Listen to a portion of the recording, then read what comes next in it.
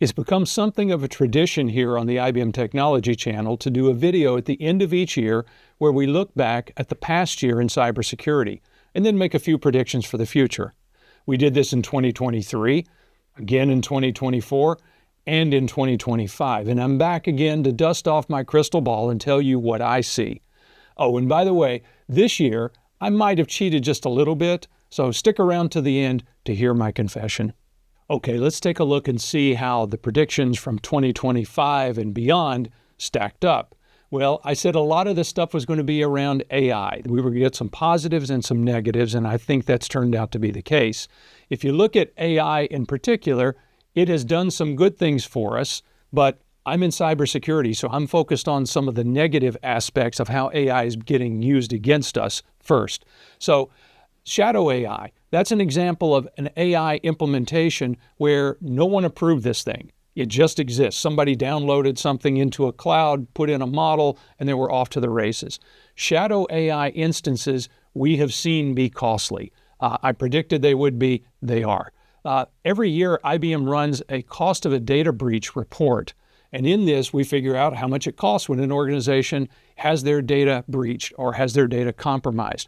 One of the findings in that report justifies what I was saying here.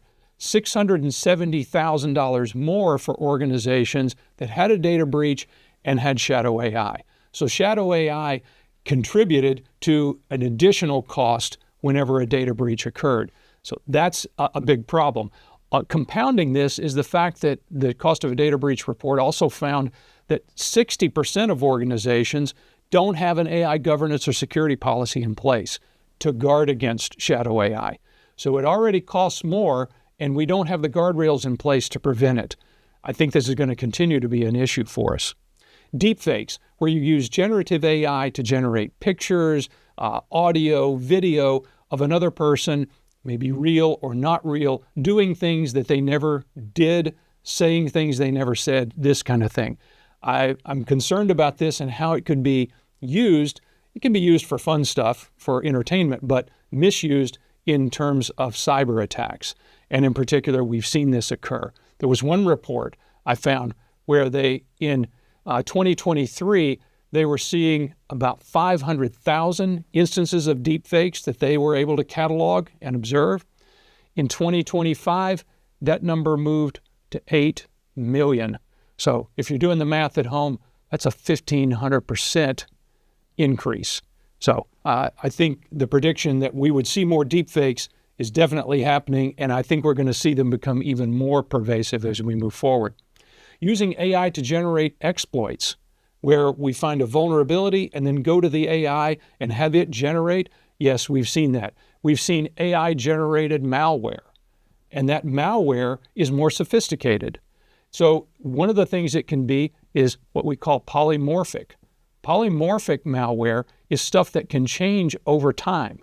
So it's harder to detect, which means it's tougher for the good guys to defend against this, and the bar got lower for the bad guys who are creating it in the first place.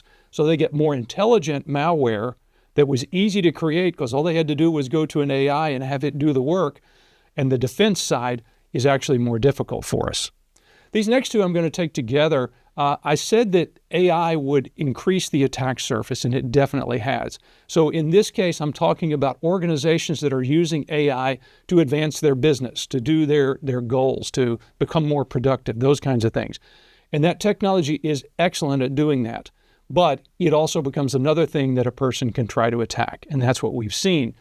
And the organization called OWASP, the Open Worldwide Application Security Project, in 2023 came out with their top 10 list of vulnerabilities for large language models. And on that list, number one was this guy right here, prompt injection. Guess what? In 2025, it was number one again.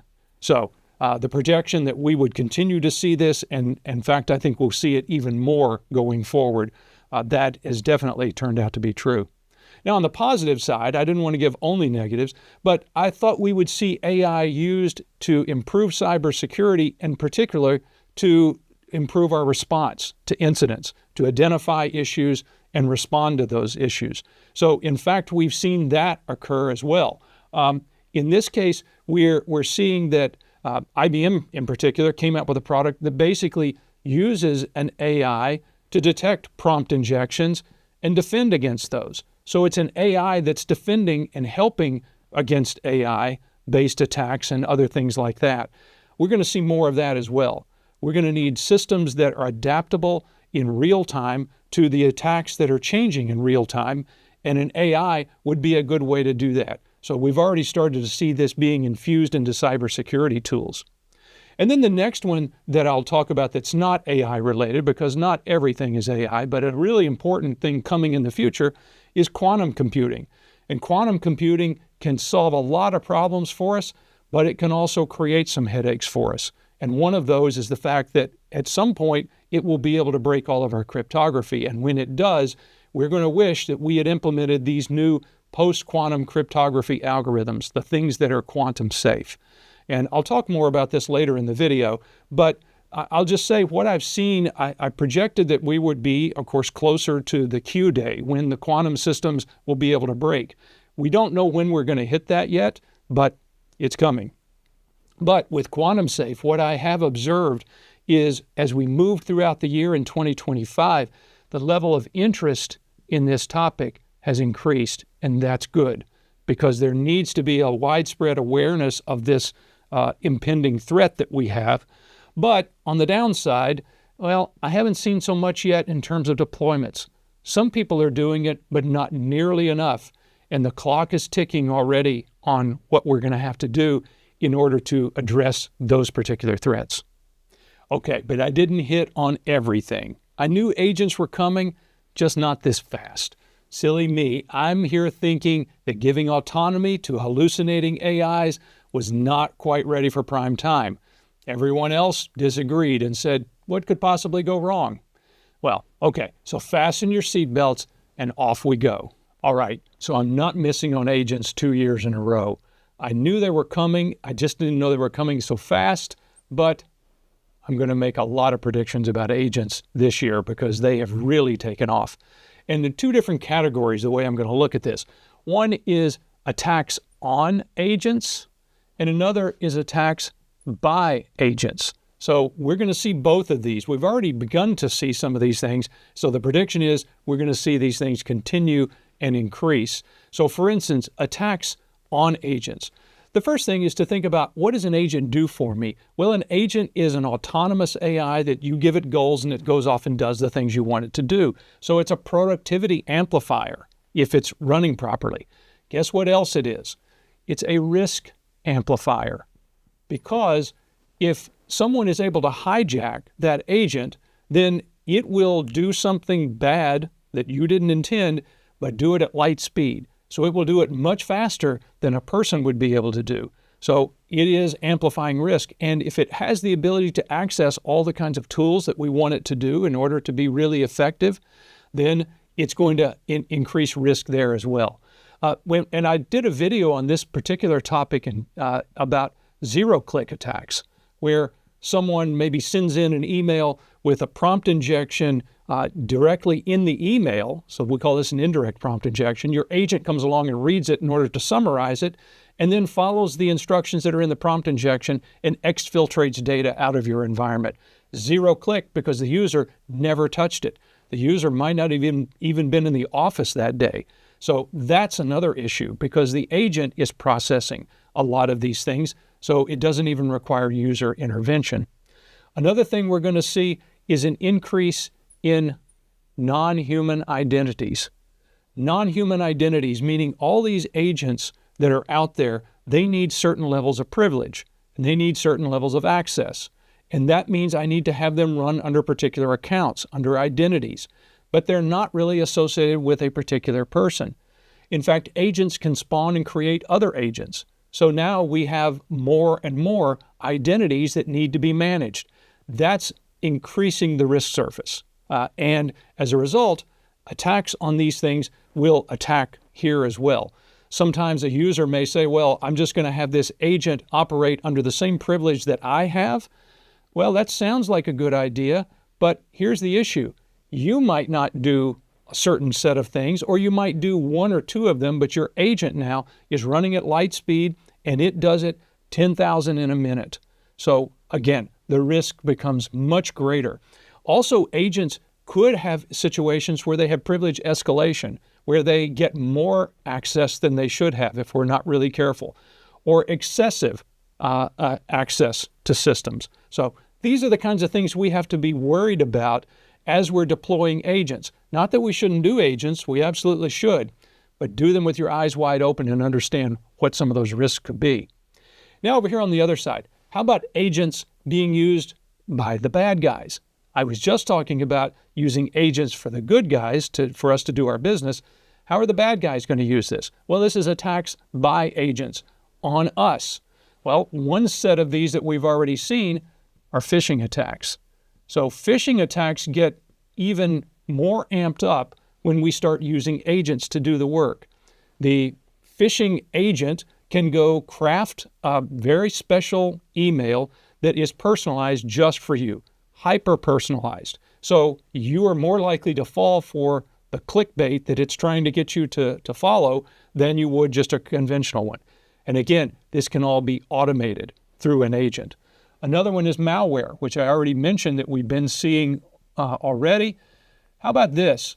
The malware is not only smarter, it's polymorphic, therefore it's harder to detect because it's changing itself over time, it's changing its behaviors, it's changing with the signature that we would look for with it. But we could, again, just have a bad guy go into an AI and say, I want you to start creating different kinds of malware samples, throw them all out into the world, and we'll see which ones stick. Now, that would be a lot of work if you're a person doing all of that. It's not a lot of work if you're an agent. You can just go out and try a whole bunch of different options. The ones that don't work, you just discard.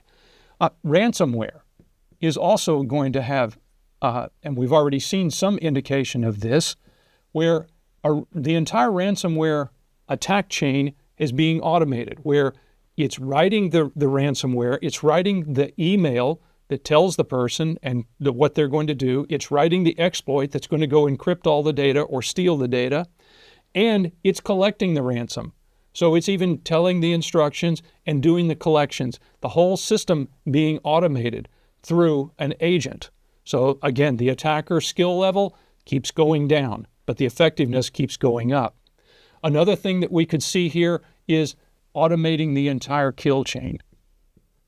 And this is where I've alluded to it in some of these others, but it's going to be even more, where we've got the AI agent is figuring out which targets it wants to hit, it's evaluating them, it's doing reconnaissance on them, it's probing them and finding their vulnerabilities, it's building the exploits, it's running the exploits, it's then collecting all the information, stealing the data, it's doing all of this. So it is literally just a click here to hack situation, and the agent handles all the work. This, we're already beginning to see signs that this is possible. So I expect you're going to see more of it. Another thing I think we'll see an increase on is social engineering. Social engineering is where you try to fake someone into doing something that they really shouldn't do. They should know better than to do, but they're going to do it anyway. And in a social engineering attack, if I have deepfake information or if I have other information that I used my agent to gather about you, it's going to be even more convincing. So we need to see what kinds of things we can do in order to block these types of social engineering attacks. And again, this is all coming from deepfakes. So let's go ahead and add that as something that's going to, I think, continue to increase. Deepfakes will keep getting better. The people that are trying to invest a lot of time into doing deepfake detection, don't bother, because deepfakes keep getting better. The detectors will not be able to keep up. So deepfakes are something we're going to have to accept, and we're going to have to train people to expect them and not be looking to recognize them, but think about what the deepfake is asking them to do. Now, another area that's not specifically related to agents, but I think is a pretty easy prediction, is that we're going to see AI increase. AI is going to increase, though, in some very predictable places and some not so predictable. One of my side hustles is as an adjunct professor at NC State University. So when I first saw what the capabilities of generative AI and chatbots could be, My first reaction, like most people in the education area, was, okay, we need to outlaw this. We need to put detection in. We need to make sure students are still writing their papers and they're not just getting ChatGPT output or whatever, something like that. I think there's going to be a change. And I did a video on this that will be coming out on the future of education based upon AI and the future of education. Education, the whole industry is going to have to embrace AI instead of fighting it. It's not going to work for us to say, just keep it out of the classroom. Your boss is not going to come to you in the future and say, I want you to accomplish this, this, and this, and don't use AI while you're doing it. Okay, if that's what the workplace is going to require, then that's what we need to be training students to do.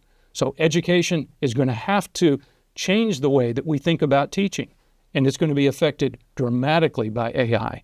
Some other areas that we're going to be seeing in the area of art and music, things of the arts. I'm a guitar player, so music is really important to me, and I've seen what AI has been doing in the area of music. We've got entire groups that don't exist. They were generated out of AI. We're going to see more of that. Some of the music that comes out is actually pretty good. Not all of it. Some of it's just slop, but heck, we've had slop in the music industry for as long as we have in the music industry, so that's not new. Marketing is another area where we're seeing a lot of uses of AI already, and even more, as it can generate copy for us. It can even give you ideas for business plans. It can give you ideas for marketing campaigns. Another one that's going to affect, and I keep telling this to all of my students, if you just want to learn to code, like I did when I was a computer science major, I was going to learn to be a programmer. If that's all you want to do, we're going to need far fewer of those in the future as AI gets better and better at writing code. Right now, people are still better, but people don't scale to the same degree as AI, and AI keeps getting better. So we'll still have coding jobs, but not as many going forward.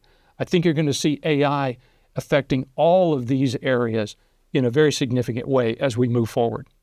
Just to let you know, I'm not only focused on AI for the future. There's some other non-AI topics.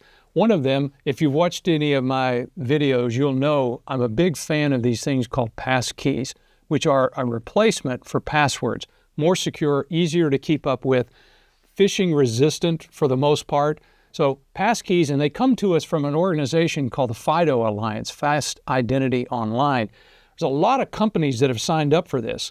I mean, just to name drop a few, Amazon, Google, Target, PayPal, Microsoft, TikTok. Those are all organizations that are part of this. And the FIDO Alliance came out with a report that said that 93% of accounts from those organizations are eligible for passkeys. And that, in fact, 1/3 of people have actually enabled those as well. I remember when I first started talking about passkeys, a lot of people said, this doesn't work. What about this? What about that? It's got problems. It is working. It's working. Large companies are using this and it's getting deployed. IBM internally, we made a switch to where all employees have to use this when we're authenticating into our internal systems. So we're using this across the entire company as well. And me personally, if I go into my password manager, which is where these can be stored, I've got 17 passkeys already, and I expect it will grow over time. So I think passkeys are a good alternative. They help us with what is the number one cause of data breaches, which are phishing attacks, which in many cases are going after your credentials, your passwords. And I can't steal your password if you don't have one. A passkey is a better alternative. Okay, confession time. I built a time machine and traveled into the future. Okay, not really, but play along. I found a copy of the latest IBM Cost of a Data Breach report because, what else would a security nerd grab when they go into the future? Cost of a Data Breach report. And what did I find in there? Well, I found that one of the top causes of data breaches was quantum cracking of conventional cryptography. Unfortunately, I forgot to note the year of the report. It slipped my mind. So I won't be able to tell you exactly what year that's going to happen, but I do know it wasn't all that far into the future because there were no flying cars. So the good news, though, is that you can do something to avert that disaster now by implementing what's known as quantum safe cryptography, or some people refer to it as post-quantum cryptography. Do it now. So now you've seen what my crystal ball sees happening in cybersecurity in 2026 and beyond. Now I'd like to hear from you to see what you think. Where did I hit and where did I miss? Be gentle. Crystal balls aren't perfect after all. What do you see happening in the future? Post all of that in the comments section below, and next year we can all look back and see how we did.